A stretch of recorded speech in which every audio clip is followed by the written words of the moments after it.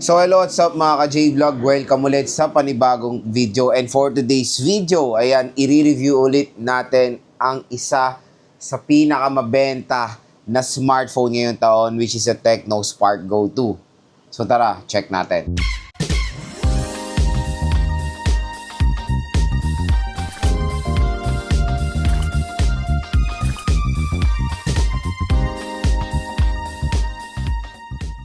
Another year-end full review na naman tayo, and this time itatakel natin yung isa sa napakabenta na smartphone na lumabas ngayong 2025, which is a Tecno Spark Go 2. So itong smartphone na to is very affordable lang, at syempre na-review, unbox, game test na natin to several times. Lahat ng colors, in-unbox na natin, flinex na natin para sa inyo, para makita nyo rin kung gaano ganda yung mga ibang colors din ng Tecno Spark Go 2. So yun, since year-end na ng 2025, syempre karamihan sa atin nakakuha na ng bonus, naghanap ng secondary smartphone, naghanap ng smartphone para sa anak nila, for work, for business. Ito ay isang magandang isuggest sa inyo dahil very affordable lang siya at hindi po mabagal itong smartphone na to. Kasi usually, di ba pag mga murang smartphone ang ino-offer, mabagal po ang chipset. Pero ngayon 2025, marami pong nagsisilabas ang mga smartphone ngayon na hindi po mabagal ang processor, which is very convenient for the consumers, of course, na bibili sila ng hindi basura yung smartphone. Kasi ganun yung nakukuha natin nung year 2020, 2021 na sobrang mura mga smartphone pero sakit sa ulo ang processor and of course yung RAM at ROM. Pero dito sa Tecno Spark Go 2 ngayong sale mga ka-J-Vlog, since 12/12 po ngayon, mega sale na po ang Tecno Spark Go 2 sa official store ni Tecno sa online. So mabibili nyo na lang ang Tecno Spark Go 2 mga ka-J-Vlog ng sobrang mura. Meron tayong 3GB 128 for the price of 3,600 pesos. Tapos 3GB 64 is 33 mga ka-J-Vlog. At meron silang bagong variant 4GB 256, 4,000 pesos. Grabe, 256 gigabytes of internal storage for a price tag na 4,000 pesos. Hindi lang yan.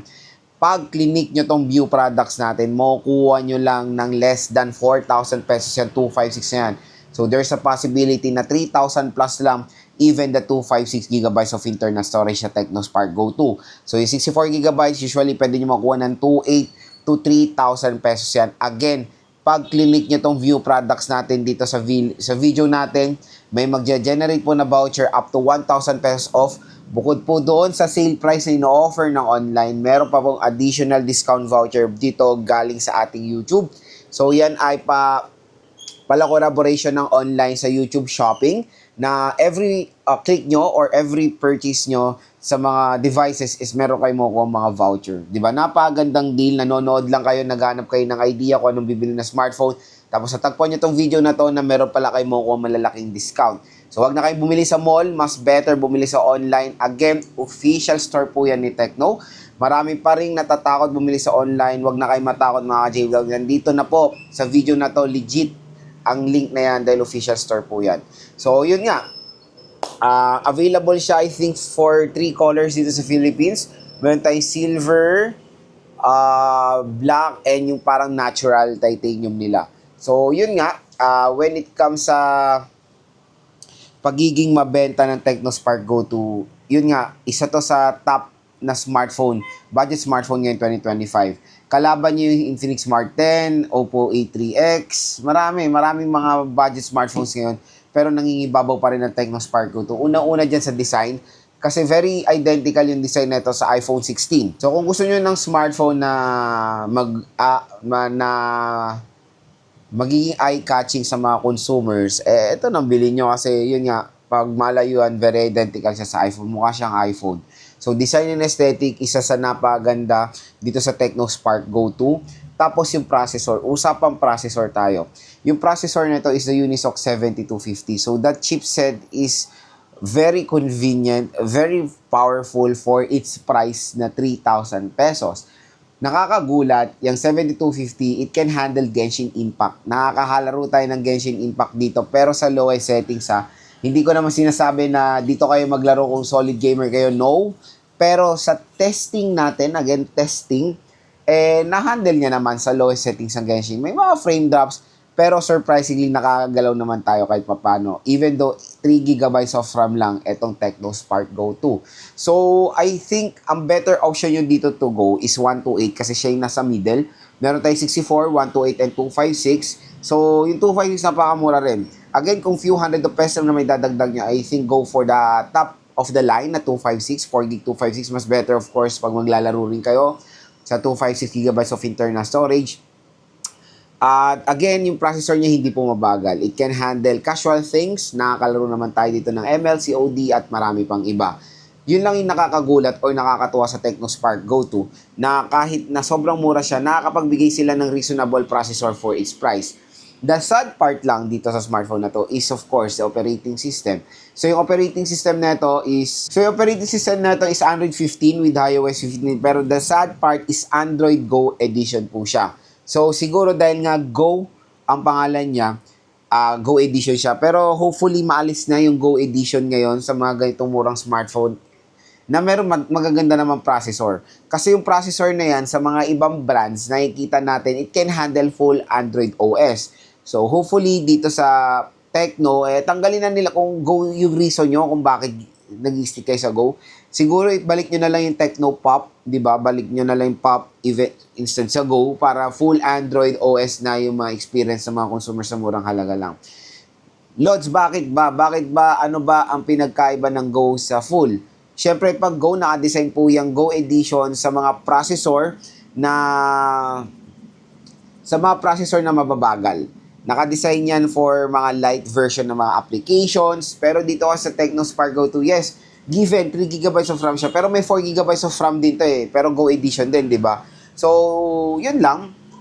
For me, the processor yung pinaka-important dito na binibase when it comes to pagiging Android or full Android. So, yun nga, even though na Go Edition ang TechnoSpark Go 2, dinownload ko yung mga full application na mga full version ng application. So far, so good. Wala naman tayong any problems. Pero syempre, since Go Edition to, meron to mga certain features na hindi natin makikita na makukuha natin sa mga full Android OS, or meron din mga certain applications sa Play Store na hindi na natin makikita pag ginagamit natin ng Go Edition. So again, may mga certain limitation when it comes sa Android Go Editions. So when it comes sa Android Go Edition, kaya yun lang naman yung nakakalungkot na part dito sa TechnoSpark Go 2. Pero yung mga important social media, games, and including Genshin, kasi dati Genshin hindi ko nakikita yan sa Go Edition, pero na yun nakikita na natin sa TechnoSpark Go 2, okay naman, mga ka-J-Vlog na i-download yung mga full version ng applications.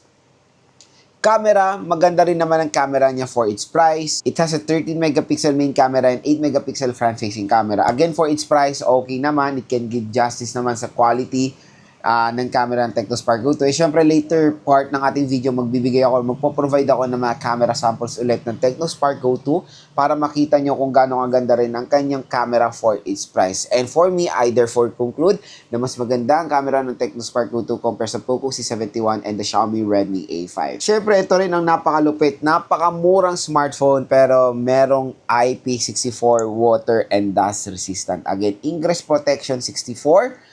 Pwede po yung mga talsik-talsik na tubig. Pwede to as a navigating tool sa mga consumers natin na delivery riders, motor taxi riders natin. Napagandang gamitin for navigating tool.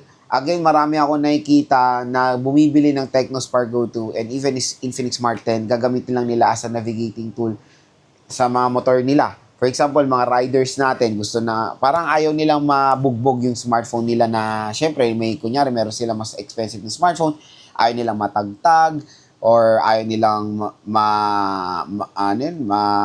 mabilad sa araw, bumibili sila ng alternative smartphone for that kind of scenario. And Infinix TechnoSpark Go 2 is okay na okay. Very affordable, pwede as a navigating tool sa inyong smartphone. Malaki yung screen, 6.67 inches, 120Hz screen refresh rate pa. Ang maganda pa sa TechnoSpark Go 2, very, very affordable na smartphone, pero dual stereo speakers. Again, hands down sa Tecno for providing a smartphone na very affordable na merong mga gandang specifications. Yes, malakas din ang speaker ng TechnoSpark Go 2. At pag naglalaro tayo, kumbaga hindi hassle kasi there's a scenario minsan na pag single speaker, pag naglalaro tayo ng ganyan, di ba? For example, ganyan. Natatakpan natin to so nagdi-distort yung sound. So again, pag sa TechnoSpark Go 2, meron pa dito isang speaker na lumalabas pa yung sound. Again, no distortion pag naglalaro tayo. For the battery, again mga ka-J-Vlog, okay naman yan. For its price, I think that is the best minimum na battery na pwede natin makuha 5,000 mAh non-removable battery capacity. Again, for its price at 3,000 pesos, 15-watt fast charging 15-watt fast charging for me is the best talaga, or minimum, at least minimum for its price. Pero syempre iba magreklamo mabagal ng 15 watts. Pero yun eh. Again, hindi mo naman kasi ma-achieve lahat ng mga gandang specifications sa murang halaga na smartphone. Ulitin ko, ang 3 to 4,000 pesos na budget, hindi po malaki yan pag bibili kayo ng smartphone. Kaya ma-appreciate na natin ang ipinoprovide ng mga ibang brands na napakamura at reasonable na ang specification for its price.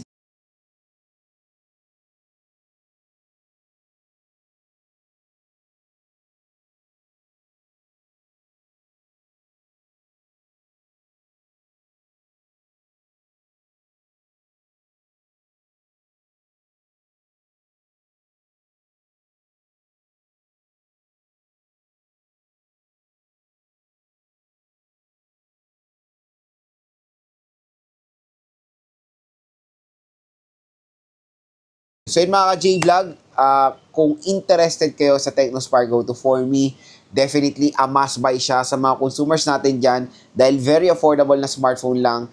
Tapos, ang maganda pa dito, lulupit ng specs. Maganda ang display, 120Hz refresh rate, IP64 water and dust resistant, reasonable chipset for its price, dual stereo speakers, at merong elegant design. Again, kung interested kayo dito at gusto niyo makuha na mura, wag na kayo mag-alala dito. Nasa view products na natin dito ang legit na link ng Tecno Spark Go 2, at pag clinic niyan, meron pong special voucher na naghihintay sa inyo up to 1,000 pesos off. So, kung gusto niyo mapanood ng ating video na unboxing, game test, full review, 5 reasons sa Tecno Spark Go 2, check nyo na lang po ang